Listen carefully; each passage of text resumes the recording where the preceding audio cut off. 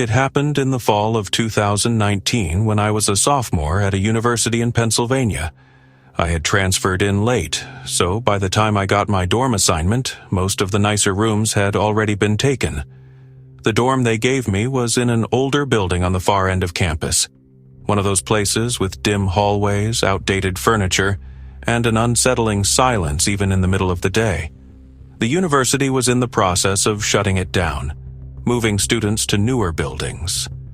But a few of us were still assigned there for the semester. The first night felt off. The hallway outside my room was dead quiet, and I didn't hear any voices or movement from the other rooms. I figured my floor was mostly empty, which was fine with me. I liked the solitude. But by the second night, I realized something strange. I kept hearing noises in the empty room next to mine. At first, it was just little sounds. Faint thumps, like someone shifting furniture, and occasional creaks like footsteps moving across the floor. The first few times I heard it, I brushed it off as my imagination. Old buildings make weird noises, and I assumed it was just the walls settling. But then, the noises became more deliberate. One night, just past 2 a.m., I was lying in bed, scrolling through my phone, when I heard it again. A soft scraping sound, like something dragging along the floor. It came from the other side of the wall, inside the empty room. I held my breath, listening. The scraping sound stopped abruptly. Then, after a long pause, 3 knocks. Even through the wall, I could tell they weren't random. They were rhythmic, deliberate. I sat up, my heart pounding. I knew for a fact that no one was assigned to that room. It had been vacant since the beginning of the semester. I even asked my RA about it on move-in day, and she confirmed it was locked and unused. Trying to shake the unease creeping up my spine, I forced myself to lie back down, convincing myself it had been my imagination. I turned over, pulling the blankets up, and shut my eyes. But just as I started drifting off, I heard something that made my blood run cold. A breath. Not mine. Not outside. Inside my room. I froze. The air was heavy, thick with something I couldn't see but could feel. A presence, standing there, watching. My skin prickled and the hair on the back of my neck stood up. I wanted to turn over, to grab my phone, but my body wouldn't move. Then my closet door creaked. I squeezed my eyes shut, my heart slamming in my chest. The closet door had been closed when I went to bed. I was sure of it. But now, it was open. Just slightly. Enough for something to peek out. The room felt suffocating, like something was pressing down on me. I don't know how long I lay there, frozen, waiting for something to happen. But after what felt like an eternity, the heaviness lifted. The air felt normal again. When I finally forced myself to move, I grabbed my phone and flicked on the flashlight. The closet door was wide open. I didn't sleep the rest of the night. The next morning, I checked the room next to mine. The door was locked. I even tried peeking through the small window near the top of the door. Empty. The blinds were drawn, but I could see just enough to confirm there was no furniture, no signs of anyone living there. I told myself I imagined it, that I was overtired, adjusting to a new place. But that night, it happened again. At 2 a.m., the knocking came back. This time it wasn't on the other side of the wall. It was on my door. 3 slow, deliberate knocks. I held my breath, staring at the door, watching for shadows underneath. I couldn't move, couldn't breathe. Then, the doorknob turned. Not shaking, not rattling. Turning. My stomach twisted. My door was locked. It shouldn't be able to turn. But the knob twisted all the way down and stopped. The silence that followed was unbearable. I waited for the door to burst open, for something to rush in, but nothing happened. The knob slowly turned back into place, and then footsteps. They moved away from my door, not toward the hallway, into the empty room next to mine. The next morning, I packed up my things and requested a room change. The RA gave me a strange look but didn't ask questions. She processed the request quickly. Almost too quickly. When I was moving out, I asked her about the room next door. I told her about the noises, the knocking. She hesitated. Then she told me something that still gives me chills. The room next to mine had been empty for years. No one had lived there since the university shut that section down. But students who were assigned next to it always moved out within a month. When I asked why, she only said one thing: they always hear something.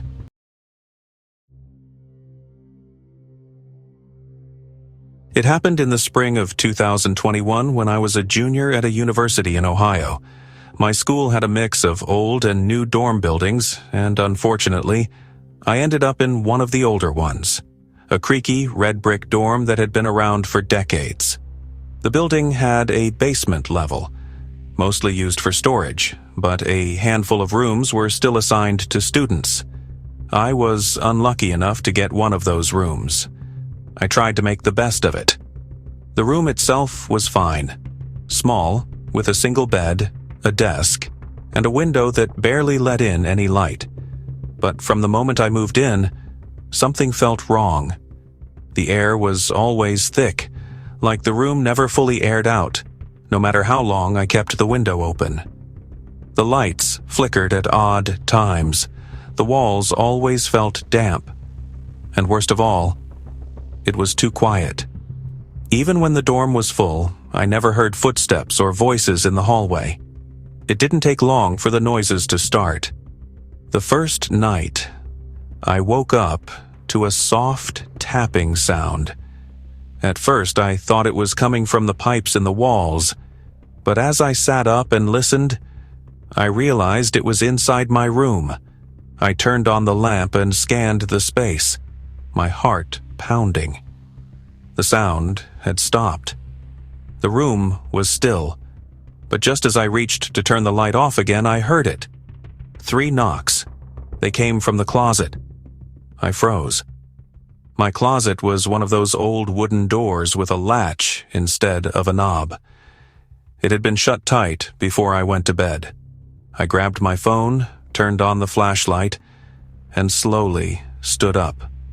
The air felt colder near the closet, my breath coming out in short, uneven puffs. I yanked the door open. Nothing.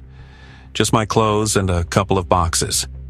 The space was too small for anyone to hide in, but I couldn't shake the feeling that something had just been there. I shut the door, locking it this time, and forced myself back to sleep. But it got worse. Over the next few nights, the tapping turned into scraping, like nails dragging against wood. Sometimes it came from the closet, sometimes from the walls.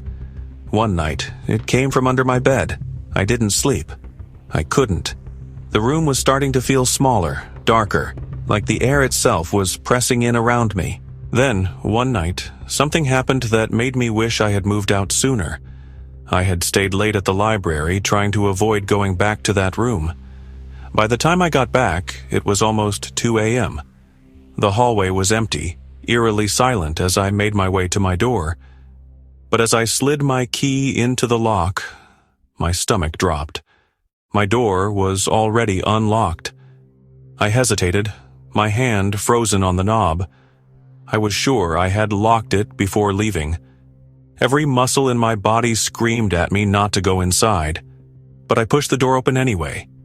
The room was dark, just as I had left it, but something felt off. The air was wrong, heavier, thicker. My bed was moved, not by much, just a few inches away from the wall. But I noticed. Then I saw the closet door. It was wide open.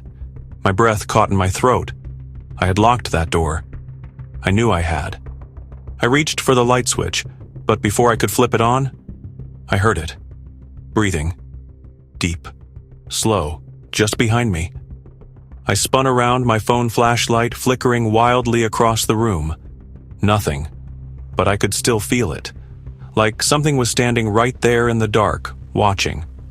I grabbed my bag, my keys, and bolted out of the room.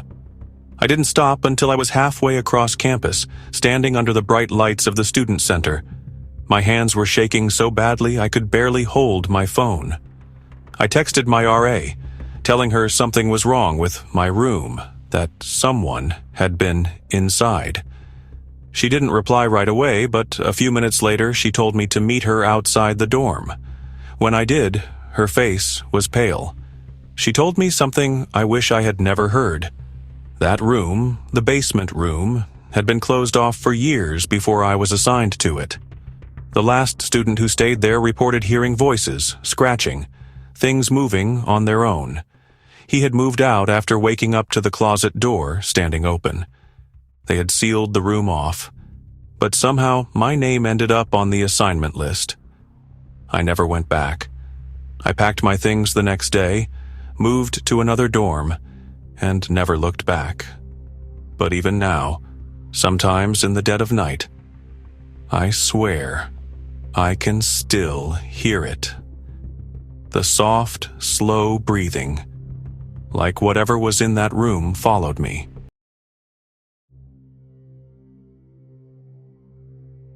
It happened in the fall of 2023 when I was a freshman at a university in Oregon. My dorm was in one of the oldest buildings on campus, a place that had been around for decades and had all the eerie quirks that came with age. Flickering lights, pipes that groaned late at night, and a general feeling that the walls had seen too much. I was assigned a double room, but my roommate, a guy named Ben, never showed up.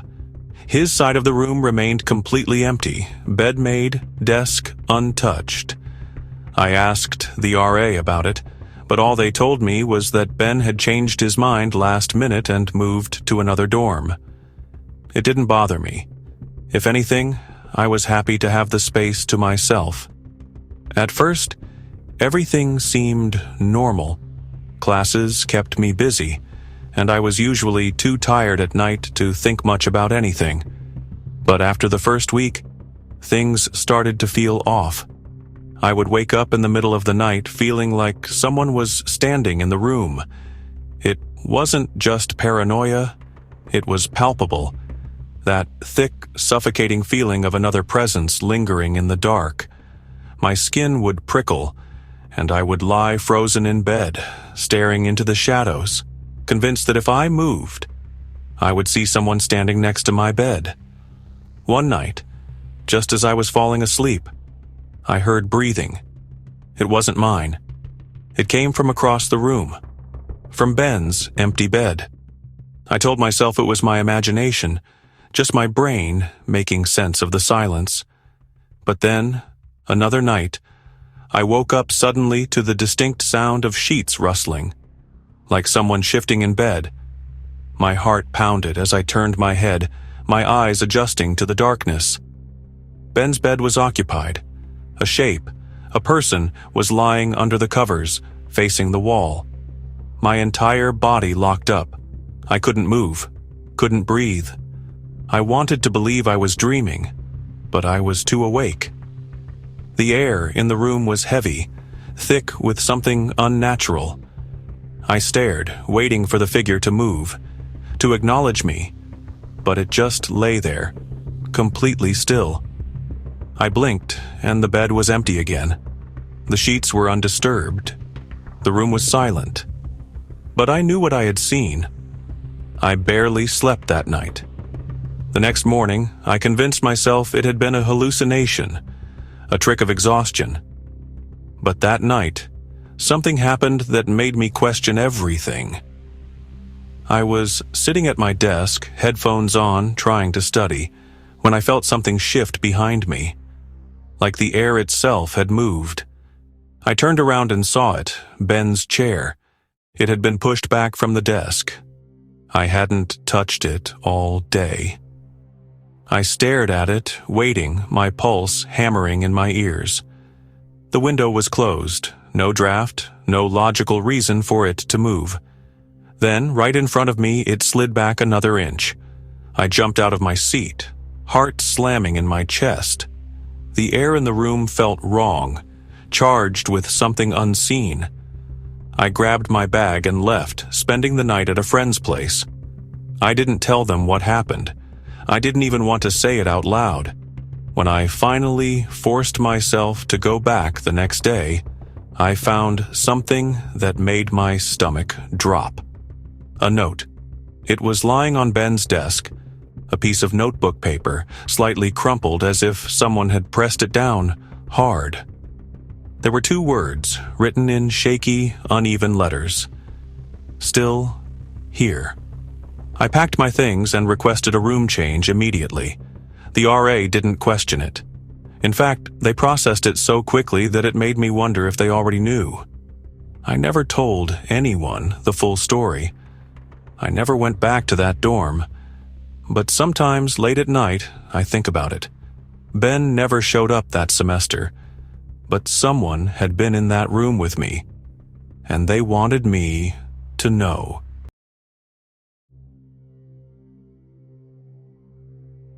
Some places hold something else.